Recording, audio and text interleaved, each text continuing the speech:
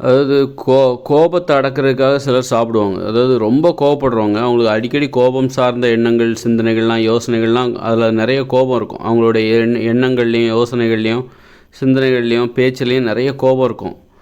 அப்போ என்ன பண்ணுவாங்க, சாப்பிடுவாங்க. சாப்பிட்டா அந்த கோபம் வந்து கொஞ்சம் அடங்கும். அந்த கோபத்தை கட்டுப்படுத்துறதுக்காகவே நிறைய பேர் சாப்பிட்ற வழக்கத்துக்கு அடிமையாயிடுவாங்க. கோபத்தை இப்போ சிகரெட் பிடிக்கிறாங்கன்னா அதுக்கு ஒரு காரணம் இருக்கும். சிகரெட் பிடிச்சாக்கா அவங்களுக்கு கொஞ்சம் அமைதி கிடைக்கும் அப்படின்னு அவங்க நினச்சிட்ருப்பாங்க. அந்த மாதிரி ஏதோ ஒரு சிகரெட் பிடிச்சாக்களோ அல்லது அவங்க செய்கிற செயல்களுக்கு ஒரு காரணம் அப்படின்னு சாப்பிட்றதுக்கு கூட நிறைய பேர் என்ன பண்ணுவாங்கனாக்கா, இப்போ குடும்பத்தில் நிறைய கணவன் மனைவி கூட நிறைய சண்டைகள் நடக்குது அப்படின்னா, அப்போது சண்டைகள் நடக்குது, அந்த குடும்பத்தில் நிறைய சண்டைகள் அடிக்கடி நடக்குது, பெற்றோர்களுக்கும் பிள்ளைகளுக்கும் அடிக்கடி சண்டை நடக்குது. அப்போ அது அந்த பிள்ளைகளோ சரி, பெற்றோர்களோ சரி, கணவனோ சரி, மனைவியோ சரி, அடிக்கடி சண்டை நடக்கும்போது அந்த கோபத்தை கட்டுப்படுத்துறதுக்காக சாப்பிடுகிற வழக்கத்துக்கு அடிமையாயிடுவாங்க. சாப்பிட்டாக்கா அந்த கோபம் கொஞ்சம் அடங்கும். சாப்பிட்டாக்கா அப்போ அடிக்கடி கோபம் வரும்போது அடிக்கடி சாப்பிடுகிற வழக்கத்துக்கு அடிமையாயிடுவாங்க. இப்படியே சாப்பிட்டு கடைசியில் ரொம்ப குண்டாயிடுவாங்க. நல்லா பார்த்தீங்கன்னா, நல்லா வந்து சண்டை சச்சரவுகள் நிறைஞ்ச ஒரு வீட்டில் அவங்க அந்த சண்டை சச்சரவுகள்னால் ஏற்படுகிற அந்த கோபம், டென்ஷன் இதெல்லாம் அடக்கணுங்கிறக்காக, இதெல்லாம் கட்டுப்படுத்தணும் அப்படிங்கிறக்காக சாப்பிட்டு கடைசியில் சாப்பாட்டுக்கு அடிமையாகி குண்டாயிடுவாங்க. நிறைய பேர் அடிக்கடி சாப்பிட்றதுக்கு காரணமே அவங்களுக்கு அதிக கோபம் உடையவர்களாக இருப்பார்கள். அந்த கோபத்தை அடக்குவதற்காக அவங்க சாப்பிட்றாங்க. உணவு எதையாவது சாப்பிட்டுக்கிட்டே இருந்தால், நிறைய ஸ்நாக்ஸ் சாப்பிட்டுட்டு இருப்பாங்க, எதையாவது சாப்பிட்டுட்டே இருக்கணும். அப்போ அவங்க வந்து கொஞ்சம் அமைதியாக இருப்பாங்க. அதுக்காக வந்து அவங்க அந்த மாதிரி சாப்பிட்றாங்க. அப்போது இதில் அப்போ இப்படியே தான் நிறைய பேர் குண்டாகியும் போயிருக்காங்க. அப்போது அது எதுக்காக வந்து அந்த கோபத்தை அடக்கணும்னு நினைக்கிறேன், விரும்பத்தகாத கோபங்கள், அந்த கோபம் வந்து அவங்கள அந்த மாதிரி விரும்பத்தகாத கோபங்களை அடக்குவதற்காக நிறைய சாப்பிட்டு அடிக்கடி அந்த விரும்பத்தகாத கோபங்கள் வர நிறைய சாப்பிட்டு அப்படியே குண்டாயிடுவாங்க. அப்போது எதுக்காக ஏன் இப்போ வந்து பிற உயிரினங்கள்லாம் பார்த்திங்கன்னா நாள் முழுவதும் சாப்பிட்டுக்கிட்டே இருக்குது. இந்த இதெல்லாம் பார்த்திங்கன்னா ஆடு மாடெல்லாம் பார்த்திங்கன்னா நாள் முழுவதும் பெரும்பாலும் நேரம் சாப்பிட்டுக்கிட்டே இருக்குது. இப்படி சாப்பிட்டுக்கிட்டே இருக்கிறதுனால என்ன ஆகுது அப்படின்னா, அவைகளின் கோபம் வந்து தணிகிறது. பசியோடு இருக்கிறதோட உயிரினத்தோட ஒரு கோபம் அதிகமாக இருக்கும். அப்போது மனுஷங்க கோபத்தை கட்டுப்படுத்தணுன்னா சாப்பிட்டுக்கிட்டே இருக்கணும். அதே நேரத்தில் நீங்கள் சாப்பிட்டுக்கிட்டே இருந்தால் கூட குண்டாகக்கூடாது, உடம்பு வந்து வெயிட் போடக்கூடாது. ஆனால் சாப்பிட்டுட்டே நீ அமைதியாக இருக்கணுமா, மகிழ்ச்சியாக இருக்கணுமா, ஜாலியாக இருக்கணுமா, அடிக்கடி இந்த சாப்பிட்டுக்கிட்டே இருக்கணும். அதே நேரத்தில் நீங்கள் சாப்பிட்டுக்கிட்டே இருக்கீங்க அப்படிங்கிறதுக்காக ஆனால் உடம்பு வந்து குண்டாகவும் ஆகிவிடக்கூடாது, குண்டாகவும் ஆகக்கூடாது. அதே நேரத்தில் சாப்பிட்டுக்கிட்டே இருக்கணும். அப்போ அதுக்கேற்ற உணவு தான் மனித உணவு. இப்போ வந்து ஒரு கொய்யாப்பா, இப்போ வந்து நம்ம ஒரு பிளேட்டில் ஒரு சோறை போட்டு 4-5 இட்லி அல்லது ஒரு 10 இட்லியை ஒரு 20 நிமிஷத்தில் சாப்பிட்றலாம். ஆனால் ஒரு கொய்யா காயை வந்து சாப்பிட்றதுக்கு எவ்வளோ நேரம் ஆகும்? கொய்யா காயை சாப்பிட்றதுக்கு உங்களுக்கு வந்து 10-20 நிமிஷம் ஆகும். ஒரு கொய்யா காயை சாப்பிட்றதுக்கு ஒரு 10-20 நிமிஷம் ஆகும். ஆனால் வந்து ஒரு 10 இட்லியை சாப்பிட்றதுக்கும் ஒரு 20 நிமிஷம்தான் ஆகும். காரணம் என்னென்னா, அந்த இட்லி வந்து வேக வைக்கப்பட்டது, மென்மையானது, பஞ்சு போல் இருக்கும். அதனால் அதை சாப்பிட்றது ரொம்ப எளிது. ஆனால் கொய்யா காய்ங்கிறது ஒரு இட்லியை சாப்பிட்ற மாதிரி சாப்பிட முடியாது. அப்போ ஒரு கொய்யாக்காயை வந்து நம்ம வந்து ஒரு 20 நிமிஷம் சாப்பிட்லாம். அப்போ அந்த மாதிரி ஆனால் அதே நேரத்தில் 10 இட்லியை கூட நம்ம 20 நிமிஷத்தில் சாப்பிட முடியும்.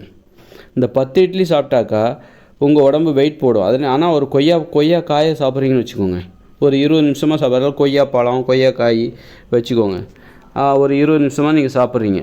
ஆனால் அது உங்களுக்கு வெயிட் போடாது. அதே 20 நிமிஷத்தில் சாப்பிட்ற அந்த இட்லி இருக்குல்ல, ஒரு 10 இட்லி சாப்பிட்றீங்கன்னு வச்சுக்கோங்க, அது உங்களுக்கு உடல் பருமனை ஏற்படுத்தும். அப்போ நீங்கள் சாப்பிட்டுக்கிட்டேவும் இருக்கணும். சாப்பிட்டுக்கிட்டே இருந்தால் தான் மனசு மகிழ்ச்சியாக இருக்கும், ஒரு அமைதியாக இருக்கும். அதே நேரத்தில் நீங்கள் சாப்பிட்ற உணவு உங்களுக்கு உடல் பருமனை ஏற்படுத்தக்கூடாது. அதே மாதிரி ஒரு பாதி தேங்காவை எடுத்துக்கோங்க.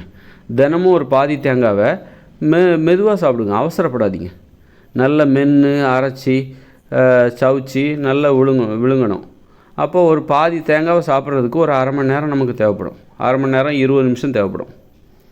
20 நிமிஷம். ஆனால் நீங்கள் வந்து அதே நேரத்தில் ஒரு 10 இட்லியை உங்களால் சாப்பிட முடியும். அதே 20 நிமிஷத்தில் உங்களால் ஒரு 10 இட்லியை சாப்பிட முடியும், அல்லது ஒரு 10 பூரியை கூட சாப்பிட முடியும். 10 பூரியை கூட அதே 20 நிமிஷத்தில் சாப்பிட்லாம், அல்லது ஒரு பிரியாணியை கூட சாப்பிட்றலாம். அதே 20 நிமிஷத்தில் ஒரு பிரியாணியை சாப்பிட்றலாம். அப்போ அதே 20 நிமிஷத்தில் நீங்கள் ஒரு பாதி தேங்காயும் சாப்பிட்றலாம். அப்போது இந்த பாதி தேங்காய் இருக்குல்ல, பாதி தேங்காவை சாப்பிட மூலமாக உங்களுக்கு உடல் எடை கூடாது, உடல் பருமன் கூடாது. ஆனால் அதே 20 நிமிஷத்தில் சாப்பிட்ற ஒரு பிரியாணி அல்லது ஒரு 10 இட்லி அல்லது 4, 5, 7, 8 பூரி, இதில் ஏதாவது ஒன்று தான். நான் 10 இட்லி, 7, 8 பூரி, ஒரு பிரியாணி 3 சேர்த்து சொல்லலை. ஒருத்தர் 20 நிமிஷத்தில் ஒரு பிரியாணி சாப்பிட முடியும், அல்லது ஒரு 20 நிமிஷத்தில் 10 இட்லியை சாப்பிட முடியும், அல்லது ஒரு 20 நிமிஷத்தில் 7, 8 பூரியை சாப்பிட முடியும். அப்படி சாப்பிடக்கூடிய ஒருத்தர் ஆனால் இதெல்லாம் சாப்பிட்டாக்கா உடம்பு வெயிட்டு போடும்.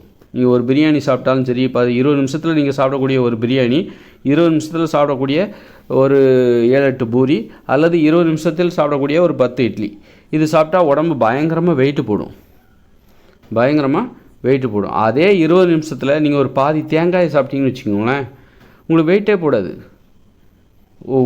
உடம்பு குண்டாகாது. அப்போது நம்ம சாப்பிட்டுக்கிட்டேவும் இருக்கணும், அதே நேரத்தில் உடல் பருமன் ஏற்படக்கூடாது, நோயும் வரக்கூடாது. நீங்கள் பிரியாணி சாப்பிட்டாலும் சரி, ஒரு பிரியாணி அல்லது இட்லியோ பூரியோ சாப்பிட்டா உங்களுக்கு உடம்புல நோயும் வரும், உடல் பருமன் அதிகமாகவும் செய்யும், அப்போ கேடு வருது. அதே நேரத்தில் நீங்கள் சாப்பிட்டுக்கிட்டேவும் இருக்கணும், உங்கள் உடம்புல நோயும் வரக்கூடாது. அப்படின்னா அதுக்கேற்ற உணவு எது? ஏன்னா சாப்பிட்டுக்கிட்டே இருந்தால் தான் நீங்கள் அமைதியாக இருக்க முடியும். எப்போதும் பெரும்பாலும் ஒரு தினசரி வேலையில் நீங்கள் பெரும்பாலும் நேரம் சாப்பிட்டுக்கிட்டே இருங்க. அதாவது வேலை செய்கிற இடத்துல நீங்கள் சாப்பிடக்கூடாது, தொழில் செய்கிற இடத்துல சாப்பிடக்கூடாது. ஏன்னா தொழில் செய்கிற இடங்கிறது என்னது? உணவை உற்பத்தி செய்கிற இடம் தான் தொழில் செய்கிற இடம். விவசாயம் செய்கிற இடத்துல நீங்கள் சாப்பிடாதீங்க. ஒரு காலையில் திட உணவு எதுவும் சாப்பிடாதீங்க. 3 மணி நேரம் தான் விவசாயம் செய்யணும், காலையில் 7 மணிக்கு போய்ட்டு 10 மணி வரைக்கும். அப்போ அந்த நேரத்தில் திட உணவு எதுவும் சாப்பிடாமல் தண்ணி வேணால் குடிச்சிக்கலாம். ஏன்னா அது கடமை செய்கிற இடம், உணவை உற்பத்தி செய்வதற்கான கடமை செய்கிற நேரம் தான், இடம் தான் அந்த விவசாயங்கிறது. விவசாயம் செய்யும் கடமை செய்கிறதுக்கு முன்னாடியே நீ சாப்பிடக்கூடாது. சாப்பிட்டேன்னா உனக்கு அந்த கடமை செய்கிறதுக்கு தோணாது. ஏன்னா நீ வேலை ஏன் செய்கிற? உணவுக்காக தான் வேலை செய்கிற. அப்போ நல்லா சாப்பிட்டா உனக்கு அந்த உணவை உற்பத்தி செய்வதற்கான அந்த விவசாய தொழிலில் உன்னால் ஈடுபட முடியாது. அதனால் நான் சாப்பிட்ற வெறும் வயிற்றோட நீங்கள் வேலை செய்யும்போது பட்டினியோடு கடந்து வேலை செய்யணும். அப்புறம் நீ வீட்டுக்கு வந்துட்டேன்னு வச்சுக்கேன், வீட்டுக்கு வந்துட்டேன்னாக்கா நீ என்ன பண்ணணும்? நல்ல குடும்பத்தோட, உறவினர்களோட, நண்பர்களோட இருக்கும்போது சாப்பிட்டுக்கிட்டே நீ ஜாலியாக விளையாடு, ஆடு, பாடு. விளையாடும்போது சாப்பிடக்கூடாது, விளையாடும்போது பகிர்ந்து உண்ணக்கூடாது. விளையாடும்போது சாப்பிட்லாம், ஆனால் பகிர்ந்து உண்ணக்கூடாது. ஏன்னா விளையாட்டுங்கிறது அங்கே உறவு முறைக்கே இடம் கிடையாது. எல்லாருமே போட்டியாளர்கள் தான். ஒரு போட்டி உணர்வு, பகிர்ந்து உண்டால் அன்பு பாசம் ஏற்படும், விசுவாசம் ஏற்படும், போட்டி உணர்வு குறைஞ்சிரும். அதனால் விளையாடும்போது நீங்கள் பகிர்ந்து உண்ணக்கூடாது, ஆனால் சாப்பிட்லாம், தனியாக சாப்பிட்லாம், அல்லது தனியாக சாப்பிடாம கூட இருக்கலாம். ஏன்னா என்றைக்குமே நம்ம சாப்பாடை பிறருக்கு கொடுக்காமல் சாப்பிடுகிற ஒரு வழக்கத்தை நம்ம என்றைக்கும் பார்க்கக்கூடாது. நம்ம சாப்பிட்றோம் அப்படின்னா அந்த நேரத்தில் பிறருக்கு கொடுக்காமல் நம்ம சாப்பிடுகிற ஒரு வழக்கத்துக்கு என்றைக்குமே ஆளாகக்கூடாது.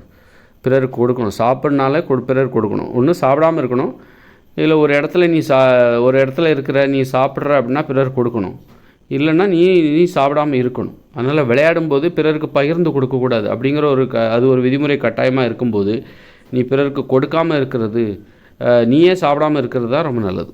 பகிர்ந்து உண்ணக்கூடாது அப்படிங்கிறது கூட நீயே சாப்பிடாமல் இரு.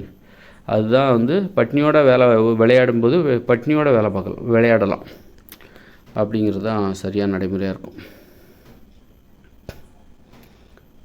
அதனால் நான் இதில் என்ன சொல்ல வந்தேன் அப்படின்னா, அதாவது சாப்பிடுவதன் மூலமாக நமக்கு அமைதி கிடைக்கும். சாப்பிட்றது அமைதியை தரும். அதனால தான் நிறைய பேர் சாப்பிட்றாங்க, அடிக்கடி சாப்பிட்டுக்கிட்டே இருப்பாங்க, அதனாலே அவங்க குண்டாயிடுவாங்க. அப்போ நம்ம அடிக்கடியும் சாப்பிடணும், ஏன்னா அமைதியை தரக்கூடிய ஒரு விஷயம் சாப்பிட்றது. சாப்பாடு சாப்பிடுவது என்பது அமைதியை தரக்கூடிய விஷயம். அதே நேரத்தில் நம்ம அடிக்கடி சாப்பிட்டுக்கிட்டேவும் இருக்கணும், ஆனால் நம்ம உடம்பு குண்டாகக்கூடாது. அப்போ அதற்கேற்ற உணவு தான் மனித உணவுகளில் காய்கறிகள், கீரைகள், பழங்கள், பயிர்கள், பருப்புகள், கடலைகள், காளான், இதெல்லாம் மனித உணவு. இந்த மனித உணவை மட்டுமே சாப்பிட்டிங்கன்னா நீங்கள் சாப்பிட்டுக்கிட்டே இருக்கலாம், ஆனால் உங்கள் உடம்பு குண்டாகாது. அதே நேரத்தில் நீங்கள் மாமிசமோ, தயிர், மோர், தானியம், வெண்ணெய், நெய், தானியங்கள், மாமிசம், மீன், முட்டை, பால், இதெல்லாம் நீங்கள் சாப்பிட்டுக்கிட்டே இருந்தீங்கன்னு வச்சுக்கோங்களேன், உங்கள் உடம்பு வெயிட் போட ஆரம்பிச்சிடும், நோய் வர ஆரம்பிச்சிடும். ஆனால் அப்புறம் கடைசியில் மனசில் அமைதி என்பது கிடைக்கும். நோய் வந்துருச்சுன்னா மனசில் அமைதி என்பது இருக்காது. அப்போது நம்ம அமைதி வேணும் அப்படிங்கிறதுக்காக தற்காலிகமாக உங்களுக்கு ஒரு அமைதி கிடைக்கிற மாதிரி இருக்குமே தவிர, அப்புறம் அதுவே உங்களுக்கு வழக்கமாகிடுச்சு. இட்லி, பூரி, தானிய உணவு, மாமிச உணவு, மீன், முட்டை, தயிர், மோர், வெண்ணெய் இதெல்லாம் சாப்பிட்டுக்கிட்டே இருக்கீங்க உங்களுக்கு அமைதி கிடைக்கிற மாதிரி இருக்கும். கடைசியில் போக நோய் வந்து உடம்புல மனசில் அமைதி இல்லாமல் போயிடும். அதனால் சாப்பிட்டுக்கிட்டே இருக்கிறது அமைதியை தரும். அதே நேரத்தில் நமக்கு நோயும் வந்துடக்கூடாது, உடல் பருமனும் ஏற்படக்கூடாது. அதற்கேற்ற உணவு தான் மனித உணவு. காய்கறிகள், தேங்காய், கொய்யாப்பழம், மாம்பழம், அது மாதிரி கடலைகள், இதெல்லாம் நீங்கள் சாப்பிட்டுக்கிட்டே இருக்கலாம். அதே நேரத்தில் பார்த்தீங்கன்னா ஒரு தேங்காவை ஒரு பாதி தேங்காவை சாப்பிட்றது உங்களுக்கு 20 நிமிஷம் ஆகும். ஒரு இட்லியை 10 இட்லியை 20 நிமிஷத்தில் சாப்பிட்றலாம். 7-8 பூரியவோ அல்லது ஒரு பிரியாணியவோ 20 நிமிஷத்தில் சாப்பிட்றலாம். ஆனால் ஒரு பாதி தேங்காய் சாப்பிட்றதுக்கு உங்களுக்கு 20 நிமிஷம் கண்டிப்பாக ஆகும். அதை விட கொஞ்சம் அதிகமாக கூட ஆகலாம். மெதுவாகவும் சாப்பிட்லாம். அப்போது நீங்கள் மனித உணவுகளை சாப்பிட்டா, இயற்கையான உணவுகளை சாப்பிடும்போது கொஞ்சம் உணவை நிறைய நேரம் சாப்பிடுவீங்க. இயற்கையான உணவுகளை சாப்பிடும்போது தேங்காவோ கொய்யாப்பழத்தையோ சாப்பிடும்போது, கொய்யாப்பழம் அல்லது மாம்பழம் இந்த மாதிரியான உணவுகள்லாம் இருக்குல்ல, இயற்கை உணவுகள், வெண்டைக்காய், கேரட்டு, இதெல்லாம் சாப்பிட்டிங்கன்னா கொஞ்சம் நேரம் தான், அதாவது கொஞ்சம் உணவை தான் சாப்பிடுவீங்க. ஆனால் நிறைய நேரம் சாப்பிடுவீங்க. ஒரு ஒரு ஒரு கேரட்டை சாப்பிட்றதுக்கே உங்களுக்கு 20 நிமிஷம் ஆகும். ஆனால் அது ஒரு கேரட்டு தான். ஆனால் 20 நிமிஷம் அதை சாப்பிட்டா தான் அதை சாப்பிட முடியும். அப்போது இந்த இயற்கை உணவில் பார்த்திங்களா ஒரு சாதகமான விஷயம். நீங்கள் நிறைய சாப்பிட்டுக்கிட்டே இருக்கணும், அப்போ தான் அமைதி ஏற்படும். அதுக்காக நிறைய சாப்பிட்டுக்கிட்டே இருந்தால் உணவு பற்றாக்குறை ஏற்படாதா இயற்கையோடு இணைந்த மனித வாழ்க்கையில் அப்படிங்கிற கேள்வி விடும். அப்போ அதிலே அந்த உணவில் தீர்வும் இருக்குது. ஏன்னா ஒரு கேரட்டையோ நீங்கள் வந்து கேரட்டு அல்லது ஒரு வெண்டைக்காய் அல்லது ஒரு தேங்காய் அல்லது ஒரு கொய்யாப்பழம் இதெல்லாம் நீங்கள் சாப்பிட்டிங்கன்னா கொஞ்சம் சாப்பிட்றதுக்கே உங்களுக்கு நிறைய நேரம் தேவைப்படும். அப்போது நிறைய நேரமும் சாப்பிட்லாம், உங்களுக்கு அதிக உணவும் தேவைப்படாது. அதிக உணவு தேவைப்படாது. அதே நேரத்தில் நீங்கள் நிறைய உணவுகளையும் சாப்பிட்லாம், சாப்பிட்டுக்கிட்டேவும் இருக்கலாம். உடல் பருமனும் ஏற்படாது, நோய்களும் வராது. பார்த்தீங்களா எவ்வளோ அற்புதமாக எல்லா விஷயமே வந்து உங்களுக்கு அங்கே சரியாக வரும். இது ஒரு கணிதம் மாதிரி தான், ஒரு கணக்கு மாதிரி தான். இது கூட்டி கழித்து பார்த்தா கணக்கு கரெக்டாக வருங்கிற மாதிரி தான்.